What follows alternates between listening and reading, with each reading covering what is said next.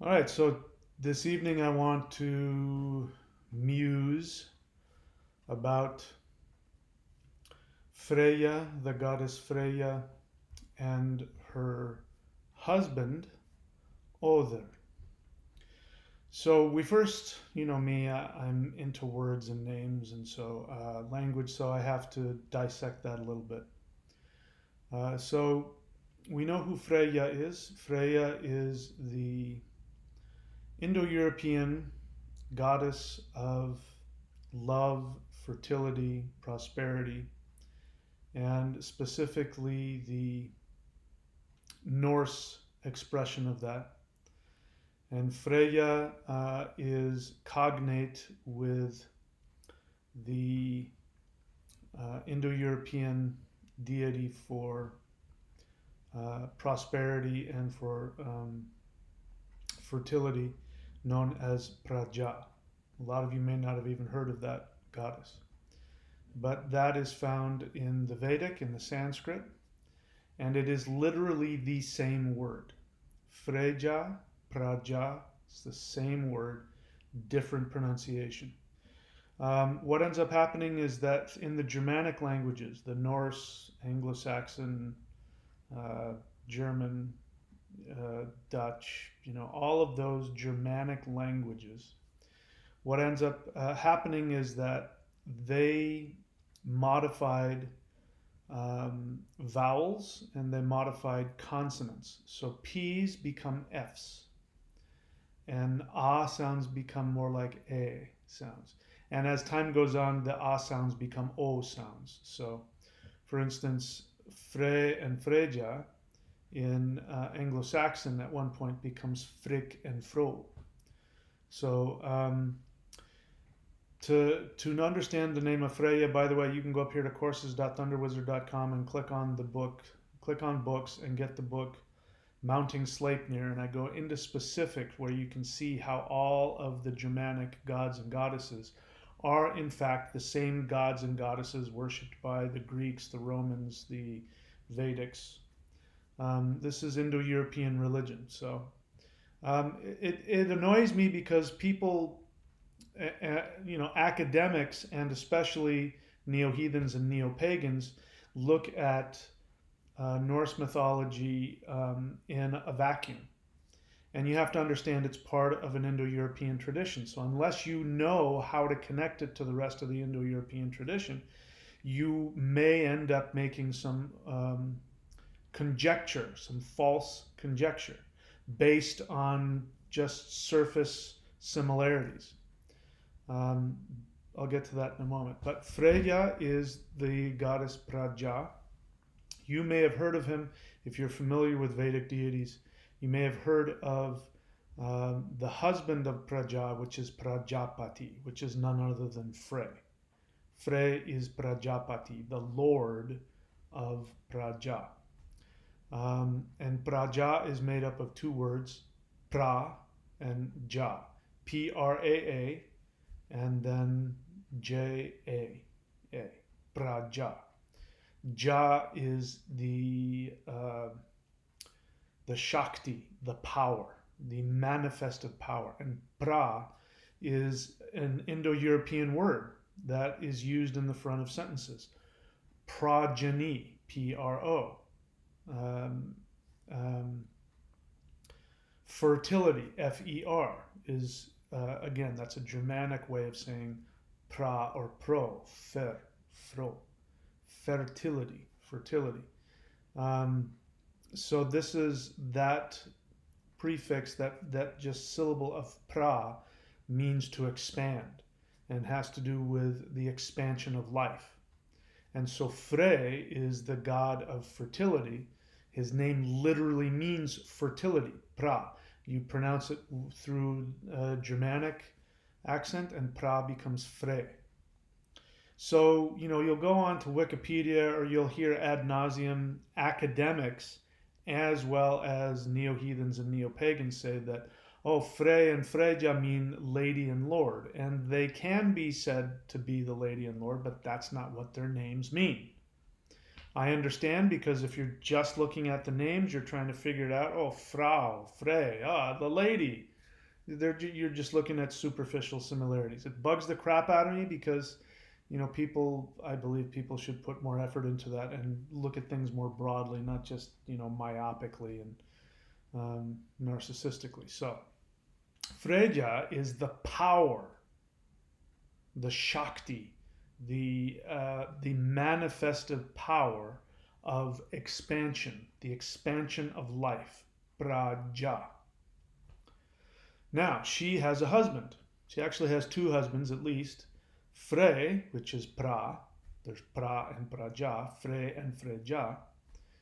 And actually, what this, I said it before, but this shows that the Germanic polytheistic religion is actually very close. It's very archaic. It's very close to the original Indo-European polytheist religion. And by the time you get to the Vedics are starting to get a little more complicated. So Praja or Pra becomes Prajapati, the Lord of Praja. And so we forget where the roots came from. Freya has two husbands at least. Frey is her husband brother because they're two sides of the same entity. They are fertility. One is the masculine side and one is the feminine. And they're the same thing. That's why they're brother and sister, and also man and wife, because they are fused to the same thing. But it's not exactly the same as the kind of husband that you're going to see here. So the other husband to Freya is Oder. Now let me get into some of that too. Oder, the R at the end of Norse words, like Balder, Oder. The R has to do with the nominative case, meaning like a subject case of a word. The R itself doesn't really mean anything. Okay, so I got into, somebody wanted to argue with me because I was saying that the name Balder means bold. That bald and bold is the same word, and the R, is what the Norse languages put on the end of nominative things. So bald becomes balder. And somebody wanted to talk to me about how this, again, ignorance and lack of knowledge, and it drives me crazy. Oder is the same thing. So old is really, you take the R off, unless you're speaking some Norse or some Scandinavian language, you don't need to use that R, and you're talking about Od. Well, Od is the essence of shamanic ecstasy. It is often translated as fury or madness, but it's the madness that comes from inspiration, the madness that comes from being completely engulfed in shamanic ecstasy. So Od is the Scandinavian pronunciation of Wod. Wod is the original word for him, Wod. And so you have Wod and Woden. You have Od and Odin. People have translated Odin as meaning the master of Od. And I don't completely, that's an acceptable one, but it's not exactly accurate. Odin is Woden, originally was Woden. So you have Wod, and then you have the en suffix. The en suffix means made of. If you have a wooden door, you have a door made of wood. If you have a golden coin, you have a coin made of gold. If you have, if a person is Woden, he consists of Wod. So he would be an entity, a personality, a deity that is consisting completely of Wod. Would be a person who has completely sacrificed their identity in the fires of Wod, and the only thing that's left in them is Wod, which is exactly what Woden did. What Odin did is he sacrificed himself to himself. Sacrificed himself, small s, to himself, big S. in order to be completely aligned with his most divine, highest aspect. So that when he did that, he became Woden, he who consists of nothing but Wod. But Wod is its own thing. Wod is inspiration. You can call it inspiration. So these words are very specific. Again, it drives me crazy. I'm reading, when I want to talk about something, I go and I research and I go online and I look at what other people say, and I see them making these conjectures based on superficial information because they're only looking at a tiny bit of information and they don't know, and people are coming to the conclusion that Odin was split into two gods of Od and Odin, and that Freja split into two gods of Frigga and Freja because the names sound alike. So like little children, they think, well, it must be the same. Again, it drives me crazy. Put some effort into it. You think outside the box. I know academics can be very pigeonholed as well, and academics are, just because they study at college and are collegiate professors, doesn't mean that they are immune from their own biases and their own limitations. You only know what you know. I know this stuff because I also studied Vedic mythology, and I studied um, mantra science, and I studied the seed sounds of mantra science. And there's the other side of that. There's this whole group of people, Vedic masters, who, when you ask them what are the seed sounds, like lam, vam, ram, yam, ham, that's a seed sound. Ong, ein, ring, these are seed sounds. And they'll say, oh, it's nonsense syllables that have power. And that is absolutely false. I gave you one to start off. Pra. Pra is a power syllable. It means fertility, expansion. If you chant pra, pra, pra, pra, you will chant expansion and fertility into your life. And so they've lost that connection. They've lost the connection to the meaning of the words. And this is why it's so much fun for me to take the Norse mythology and the Vedic mythology and bring them together. And then you find out, whoa, these really connect. And one will tell you what the other means. And this has gone both ways. So the Norse mythology and the deities of Norse mythology have taught me about Vedic mythology and Vedic mantra. So what I'm doing right now is I'm getting inspired, and this is the husband of Freja. Freja is turned on by inspiration. Divine inspiration, shamanic inspiration. This is what she lusts after. This is what she wants. This is who she wants to marry herself to. And so this is why Od is her husband. Wod is her husband. And they have an offspring. I forget how to... Do I have the name of that offspring? They have a daughter. And their daughter is... I might not be pronouncing this at all correctly, but let's see if I can get to it. Come on, where is it? Hnosen or something like. I'm trying to find it. I'm not finding it. I'm trying to go just off of memory here. But I believe it's Hnos. Let me see if I could. Did I write it down? Here. Okay, I don't remember where I did it. Anyway, they have a daughter. Hnos something. No, Hnosen, something like that. And her name means infatuation. So what that means is when you take the power of fertility, the power of procreation, the feminine Shakti that is seeking to create onto this physical world through intercourse of any kind, she seeks to be empowered, inseminated by shamanic inspiration. The result of that is infatuation, to be infatuated. So this tells us the dynamic of the masculine and the feminine, the dynamic of Shiva and Shakti.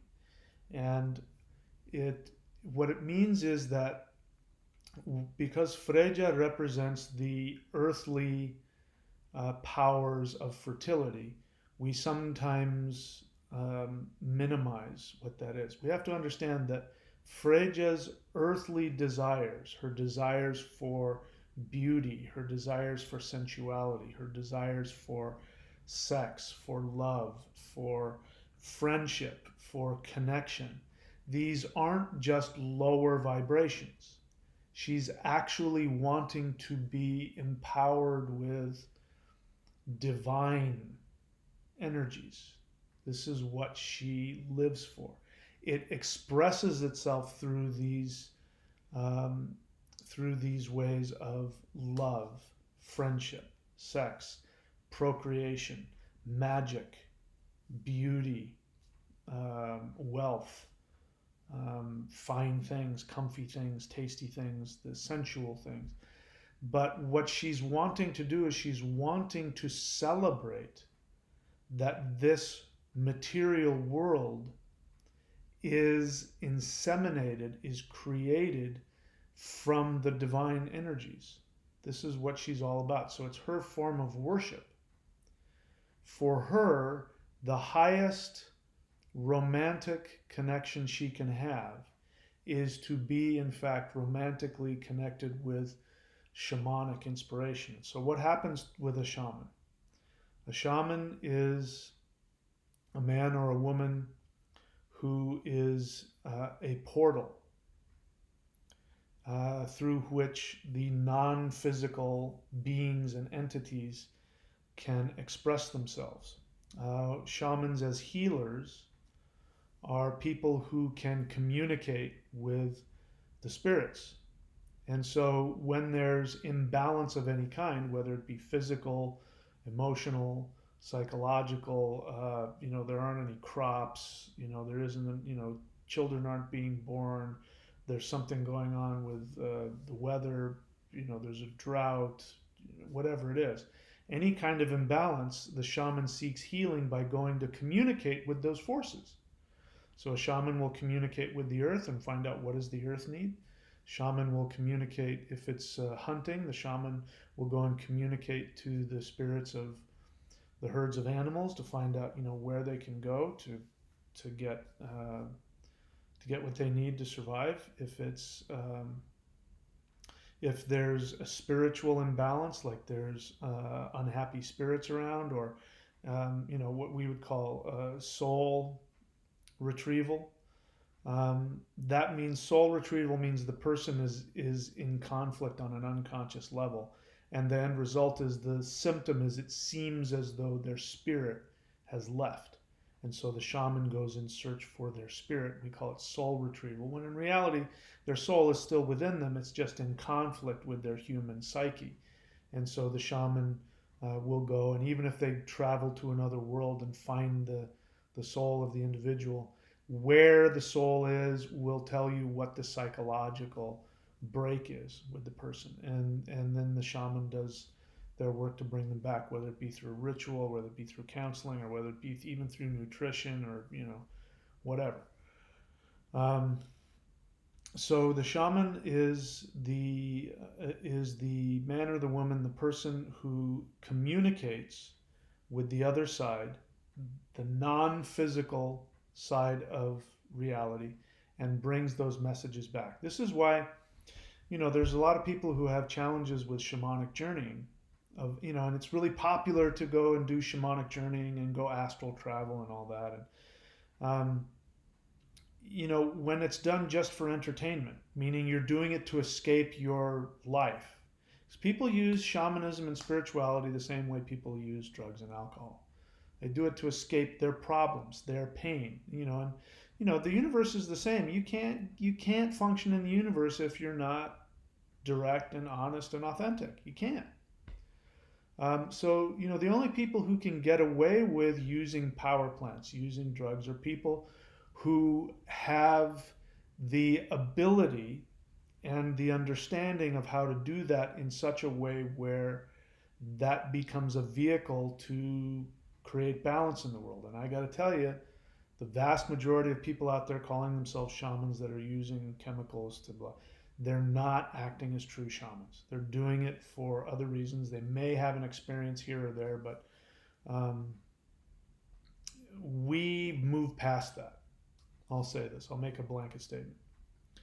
We as a human race have surpassed that. The Vedics used to use chemicals and hallucinogens. In fact, the soma drink that the priests used to drink in order to channel Indra was, I think it was ephedra, and we think it might have been THC and ephedra and some other things. And they would do things, and they'd take these herbs and put them in the moonlight and chant mantras over them for 40 days or whatever it is, and they knew exactly how to infuse it with power so that it would physically as well as spiritually empower them. And that's where the Vedas came from, as we understand it. But they stopped doing that. Nobody knows what the soma is now. Nobody really knows. It's people make guesses, but they don't know. And that's because the time for that has ended. Because what the Vedics did is they created yoga and deep kundalini meditation, and they were able to, with the power of yoga, pranayama, and meditation, and mantra, and visualization, and yantra, and physical postures, and all that kind of stuff, they were able to open up the pineal and the pituitary to release the DMT that they used to get from the plants. Plants, when you take them, squeeze the pineal and the pituitary and forcibly release the DMT in the system. But then your body can't replicate it anymore. So it weakens your ability over time to spiritually connect. The Taoists, the same thing. The Taoists, early Taoists used to use power plants, and they have perfected extremely, extremely powerful ways to open up the pineal and the pituitary. Courses.thunderwizard.com. Go click on Celestial Qigong if you want that. That is the most powerful method to open up, release DMT in the body that I know of naturally. So go do that if you're interested. So all this stuff we're talking about is this is what Freya wants. All of these things that the effect that people get from true shamanic experiences with power plants, the effect that people get from high level energy work, high level qigong, the effect that people get from being deeply authentically connected to their self, and it takes them to another realm of existence. This is what brings and turns on Freya. If we want to make it more practical, this is what I've been teaching. If you want Freya to bless you, if you want prosperity, health, prosperity, money, things in your life, the quickest way to do that is to go to your inspiration.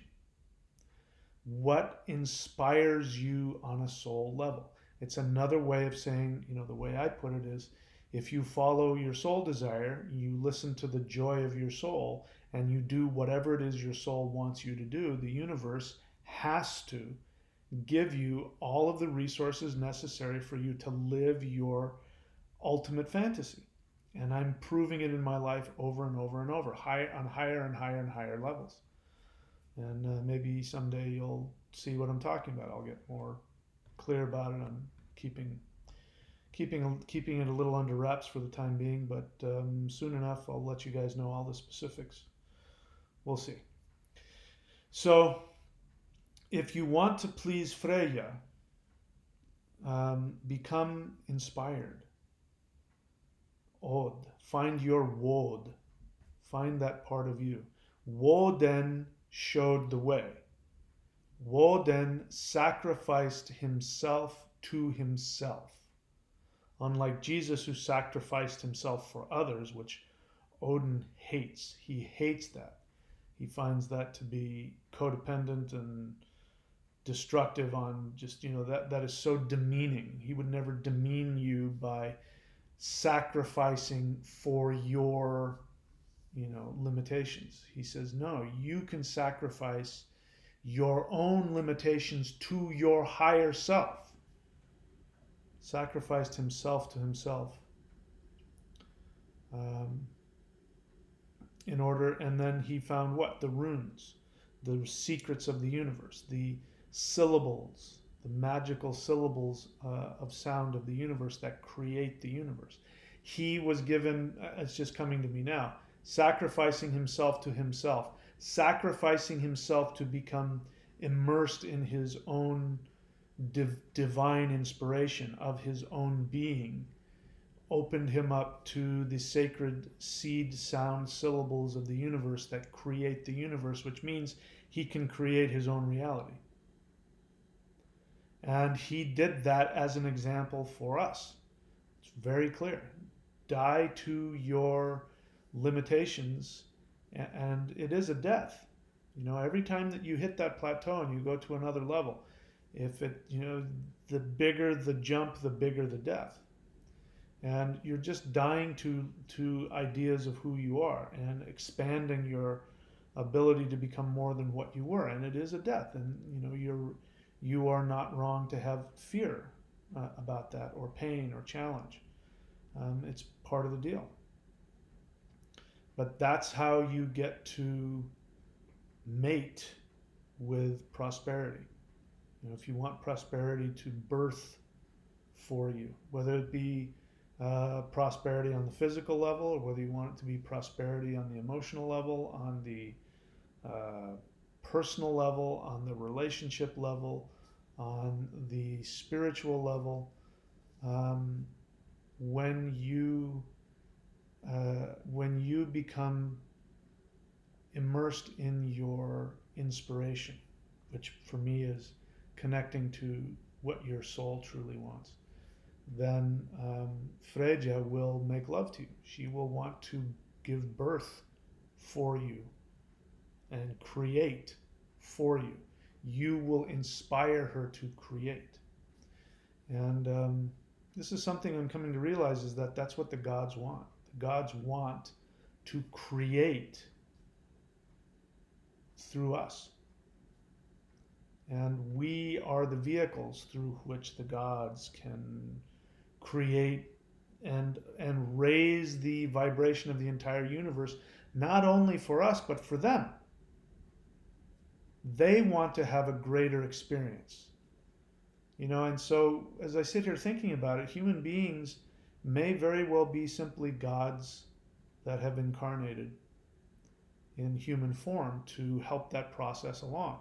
And they get here and they become human, and they forget their divine essence and their divine heritage. They get wrapped up in the illusion, the Maya, the weird of what this world is. But you know, if we can connect to our soul essence, which is the divinity within us, and if we can operate as gods and learn to operate from that, then the runes become available to us, which are the seed sounds of creation, which means that we will have the ability with our speech, with our thoughts, and with our intentions to create our reality. You know, I talk a lot about how hard you have to work to look at your karmic blocks and to become conscious of them so that you can move past them. But there will come a point, and I have achieved this on some levels, and I'm working to achieve it on even greater levels. We can call it enlightenment if you want, where there's no time hesitation between thinking and creating. And this is where we are destined for. We are all destined for this. So those are some of my thoughts about Freya and Oder. And hopefully I made my point. Please do not take anything that's just written at face value. Od is not another name for Odin. Odin is his own being. Od is just simply the power of inspiration. Freya is not another word for Frigga. The word for Frigga, if we're again using the same model, Frigga is in the Sanskrit Priya. Take the word Priya You pronounce it with a Germanic um, influence, and Priya becomes Frigga. Frigga and Freja, two different deities. Old and Oder, Odin and Oder, two different deities. One is somebody who has surpassed himself so he can be full of Wod. But Wod is not Woden. Woden is the being Woden is dependent on Wod for, he is that now. I'm hearing him say, I am that now. I have become that. But that's the difference. Wod existed by itself, and the being who is now Woden is a being who sloughed everything off. So in a sense, Wod and Woden are the same. But I think you understand the hair I'm trying to split here. In any case, inspiration, divine inspiration. Freya wants to be overtaken, wants to be consumed and overtaken by inspiration. She will give herself completely to that. And with that inspiration, of course, will come the offspring of the two of that, which is infatuation. All right, so there you go. Those are my thoughts. I may return to this because I'm thinking a lot about this lately, but there you go. Talk to you guys soon.